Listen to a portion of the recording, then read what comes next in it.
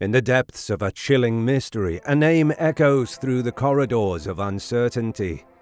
Michael Peterson. Whispers of guilt have always casted doubt on the innocence of this controversial figure. Suspicion hangs in the air in every story he has told about the night of his wife's death. Who is Michael Peterson, and what dark secrets does he harbor? Is Michael Peterson guilty? Did he murder his wife and another woman 16 years earlier? This video examines why we think Michael Peterson is guilty and what most likely happened to his wife, Kathleen Peterson, and Elizabeth Ratliff. True crime fans have been obsessed with the Peterson case for over 2 decades. According to Michael Peterson, he discovered his wife Kathleen near death at the bottom of a staircase in their North Carolina home on a December evening in 2001. According to the prosecution, Peterson put her there. Peterson was granted a new trial in which he entered an Alford plea following a lengthy and bizarre first trial where he was sentenced to life. He was found guilty of Kathleen's murder, partly based on blood spatter evidence which was later proven to be flawed. Peterson has always maintained his innocence, and the case has been surrounded by ambiguities and alternative theories that have acquired credence over the years. This is a short chronological timeline of the case's events. November 25th, 1985. Elizabeth Ratliff was discovered dead in her home in Grafenhausen, Germany on November 25th, 1985. Her nanny found her in the early hours of the morning, lying at the bottom of a blood-splattered staircase. At the time, it was believed that Ratliff died of natural causes. Her intracerebral bleeding was caused by a pre-existing blood disorder known as von Willebrand's disease, as determined by an autopsy. Peterson and his then-wife Patricia lived in the area and were friends with Ratliff. Peterson was the last person known to have seen Ratliff alive, but he was not suspected of misconduct. Peterson adopted Margaret and Martha Ratliff shortly after the death of Ratliff. He and Patricia Peterson already had 2 sons, Todd and Clayton. 1997. Peterson married Kathleen Atwater, an accomplished telecommunications firm Nortel Networks executive, in 1997. Caitlin, Kathleen's daughter, became a part of the integrated family. Peterson and Kathleen's marriage was idyllic, according to those who knew them. December 9th, 2001. Peterson called 911 at 2:40 a.m. to report that he had just entered his home and discovered Kathleen unconscious at the bottom of a staircase. He said that his wife, aged 48, had fallen down 15, 20, I don't know, please. Peterson reported that Kathleen was still breathing during this first phone call. Peterson redialed 911 after his first call was disconnected. He said that Kathleen was not breathing this time. When the authorities arrived at the scene later, they discovered Kathleen's body in the location described by Peterson, surrounded by a significant quantity of blood. Peterson said that he and Kathleen had watched a movie that evening and spent several hours drinking wine by the pool. Kathleen had gone to bed before he did, and he discovered her when he went inside. Kathleen must have stumbled and fallen to her death on the stairs while under the influence of alcohol and possibly Valium, according to Peterson. A medical examiner examining her corpse at the scene concurred that her death was likely accidental. This narrative, however, soon began to shift. During the post-mortem examination, the coroner determined that Kathleen's injuries were consistent with blunt force trauma and not an accidental fall. December 20th, 2001. Peterson was indicted for Kathleen's homicide on December 20th, 2001. Shortly after, he surrendered to the police and was taken into custody. Kathleen was my life, Peterson said at the time in a public statement. I've whispered her name in my heart 1,000 times. She is there, and I can't stop crying. I would never have done anything to hurt her. Initially, all of Peterson's children defended him and proclaimed his innocence. However, Caitlin, Kathleen's only biological child, quickly distanced herself from the rest of the family and sided with the prosecution. June 2003. Given the similarities between her death and Kathleen's, German authorities reopened Elizabeth Ratliff's case. After 17 years, her body was exhumed and a new post-mortem was conducted. This autopsy report found that Ratliff died of blunt force trauma to the head, most likely due to a deadly attack. German prosecutors in Darmstadt verified that they were collaborating with American authorities. Peterson's trial started on July 1, 2003, in Durham, North Carolina. The prosecution contended that Peterson murdered Kathleen in the family home with a blowpoke, while the defense asserted that Kathleen died in a bizarre accident, specifically that she stumbled on the stairs, struck her head, and then slipped in her blood as she tried to stand up, causing more severe head injuries. The prosecution called for former male escort Brent Wolgamott to take the stand during the trial. Peterson paid Wolgamott for sex multiple times, corroborating previous allegations that Peterson was bisexual. Peterson asserted that Kathleen was aware of his bisexuality and approved of his extramarital affairs. October 10, 2003. The jury found Peterson guilty of first-degree murder after 4 days of deliberation. He received a life sentence without the possibility of parole. September 14, 2011. A judge in North Carolina granted Peterson a new trial on September 14, 2011, after one of the prosecution's main witnesses was discovered to be unreliable. Dwayne Deaver, who testified about the blood spatter patterns at the crime scene, was found to have misled both the judge and the jury in the Peterson case. Peterson was released from prison after serving nearly a decade behind bars. He was released on a $300,000 bond, placed under house arrest, and made to wear an ankle monitor. February 24, 2017. Peterson entered an Alford plea to a reduced charge of manslaughter on February 24, 2017. A defendant can maintain their innocence while admitting prosecutors have sufficient evidence to convict them through an Alford plea. Due to his guilty plea, he was sentenced to time already served and was officially freed. One red flag in the Peterson case was the similarities in the deaths of two women close to Michael Peterson. The first was Elizabeth Ratliff in 1985.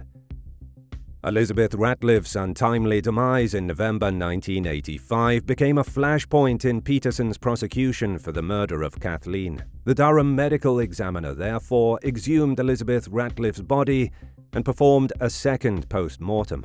The prosecution would later use Elizabeth Ratliff's murder as part of their case against Peterson, causing tensions within Peterson's own family, especially between his adoptive daughters Martha and Margaret Ratliff. Elizabeth Ratliff was discovered dead at the bottom of her staircase on November 25, 1985, ominously similar to Kathleen's death. When Elizabeth Ratliff and her husband George lived in Germany in the 1980s, they were close companions with Peterson and his first wife, Patricia. Patricia and Elizabeth had worked together at a U.S. Air Force Base elementary school.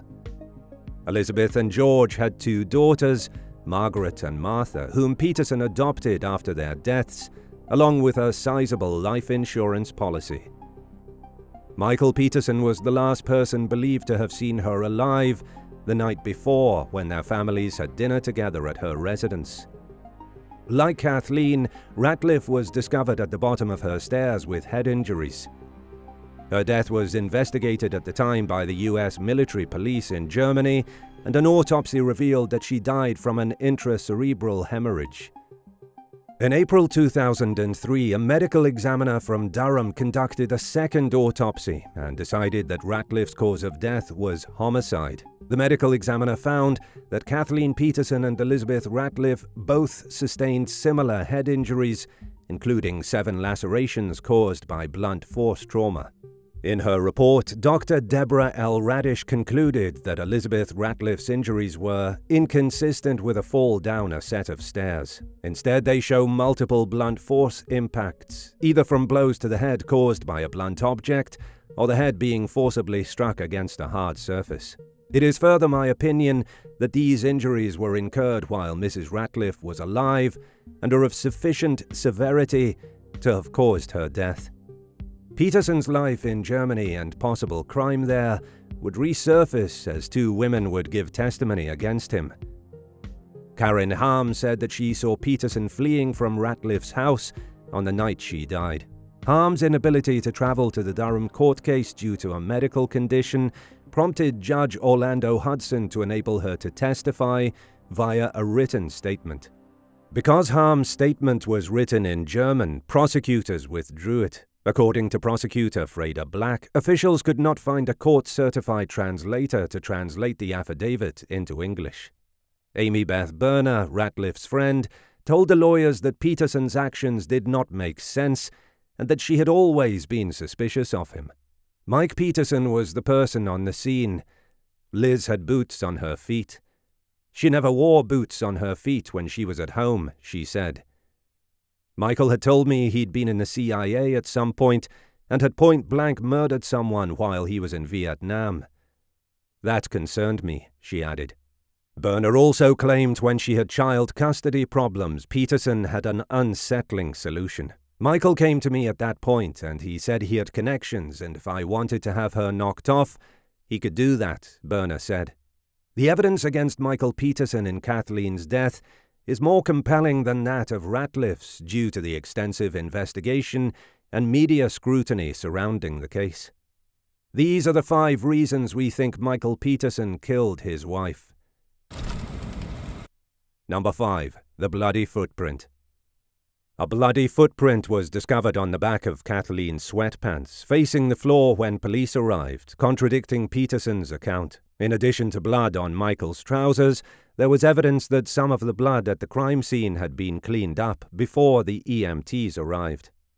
Number 4. Peterson tried to stage the scene. When authorities arrived at the Peterson house, a bottle of wine and 2 glasses were precisely arranged on the kitchen counter. Kathleen's fingerprints were not found on either of the glasses. The prosecution claimed that the wine and glassware were Michael's attempt to simulate Kathleen's intoxication before her fall down the stairs. She had been drinking, but the medical examiner determined her blood alcohol level was low enough to pass a breathalyzer test. Number 3. Peterson deleted hundreds of computer files the week of Kathleen's death. Police confiscated Peterson's computer and discovered that he had deleted 216 files the day before Kathleen's death and 352 files 2 days after. The state engaged a specialist to recover some of the lost files. This expert claimed to have discovered deleted emails detailing Peterson's financial problems. In one email, he said that his sons were in debt and struggling. In another, he requested $5,000 for one of his adopted daughter's college tuition from a relative. He also asked that his ex-wife secure a $30,000 home equity loan to help their son with his debt problems. Number 2. Peterson was broke. During his 2003 trial, prosecutors cited financial difficulties as the motive for Kathleen's murder and stated that the couple were in debt. The prosecution said the couple owed $143,000 in credit card debt. To eliminate their debt, the couple had been selling off liquid assets. There was also concern that Nortel would end Kathleen's employment. District Attorney Jim Harden said during the trial, Kathleen's death, accidental death, would have then allowed him to continue to live the affluent, privileged life to which he had been accustomed, even though he had no job. Kathleen had a $1,400,000 life insurance policy. After their marriage in 1997, Kathleen changed her beneficiary from her first husband to Peterson. The money ultimately went to Kathleen's biological daughter and her first husband, not Peterson. Peterson would get some money out of Kathleen's death, though. The company where Kathleen worked, Nortel Networks, paid him $384,000 in death benefits, including deferred compensation, pension plan death benefits, and retirement benefits. He used the funds to pay for his defense team during his trial. If he were never accused of the death of his wife, Peterson would be living just as Hardin had said. Number 1. The timeline doesn't make sense. It is believed that Kathleen Peterson was conscious for at least a part of the 90 to 120 minutes that she bled to death. Why did Peterson not hear her cries for help? Peterson asserts that he was outdoors by the pool where she fell, but was dressed in shorts and a t-shirt, even though the temperature was about 50 degrees. Red neurons were also discovered in Kathleen's brain. Red neurons show that brain tissues were deprived of oxygen. Kathleen must have been dead for at least 2 hours for the red neurons to develop before EMTs arrived on the scene. Kathleen's blood was also dry when police arrived, despite Michael's claim that she was still breathing when he called 911 and had died in his arms. This contradicts Michael's allegation about the length of time he spent alone outside. These are just some of the inconsistencies in the Peterson case. Peterson was a compulsive liar. His stolen valor stories and his leading a double life engaging in affairs with male escorts come to mind. What most likely happened to these two women in the presence of Michael Peterson? Murder. Was Michael Peterson a callous killer? We'll leave you with this little fact and let you decide for yourself. When EMTs arrived at the scene and were trying to revive Kathleen, Peterson sat at his desk checking emails. If you love our content and want to support the channel, feel free to check our web shop where you can find exclusive true crime merch brought to you by Bad Things.